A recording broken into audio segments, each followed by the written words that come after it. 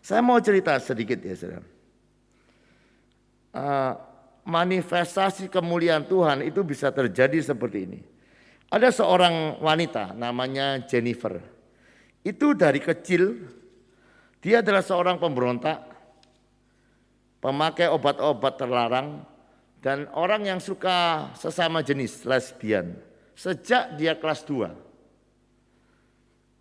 Dia kecanduan obat namanya Xanax itu ketika dia berumur 13 tahun.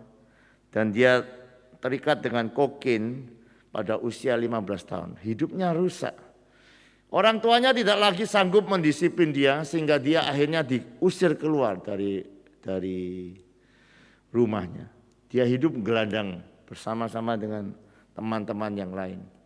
Nah, di usia 16 ketika dia sedang memakai heroin sampai pagi dalam keadaan teler itu tanpa sadar, dia diperkosa oleh seseorang yang dia tidak tahu.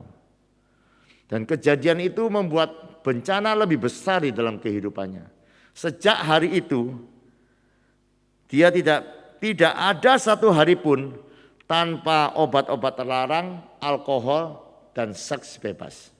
3 itu tiap-tiap hari kehidupannya habis oleh gitu. Dan saudara tahu ya, meskipun dosa itu nikmat, dosa itu selalu akan membawa kita kepada sebuah perasaan yang hancur. Kepengen bunuh diri, pasti ujung-ujungnya begitu. Sama dengan yang dialami oleh Jennifer.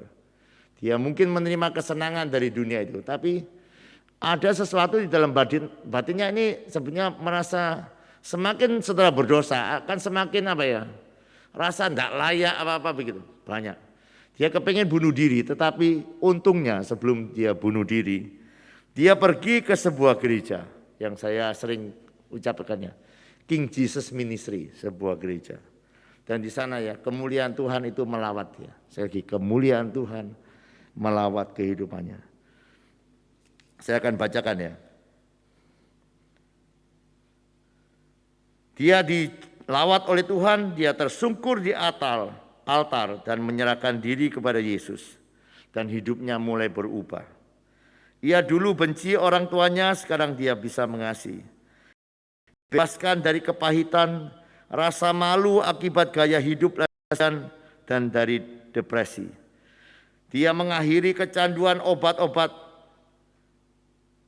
dan akhirnya dia dilepaskan. Sekarang hari ini dia adalah seorang pemimpin rohani di House of Peace dan seorang mentor di gereja King Jesus Ministry. Lihat ya, kemuliaan Tuhan. Ini ya saudara, saya pikir misalnya dia dibawa ke psikiater atau siapa saja, tidak mungkin sembuh secepat ini. Tapi sekali lagi tangan Tuhan dan kemuliaan Tuhan itu bisa memulihkan kehidupan yang hancur-hancur dari muda, dari kecil. Dan kemuliaan Tuhan membawa dia mengalami pemulihan. Itulah kemuliaan Tuhan ya saudara. Dan saya berharap ya saudara, saudara dan saya adalah orang-orang yang sangat merindukan kemuliaan Tuhan. Karena kemuliaan Tuhan itu adalah sebuah atmosfer rohani di mana Allah sendiri menyatakan kehadirannya. Dan tanpa kemuliaan Tuhan, sekali lagi ya, tanpa kemuliaan Tuhan itu sama dengan kematian kehidupan kita. Mungkin kita hidup di dalam surat-surat kepada jemaat-jemaat di kitab Wahyu, Tuhan pernah berkata, kamu hidup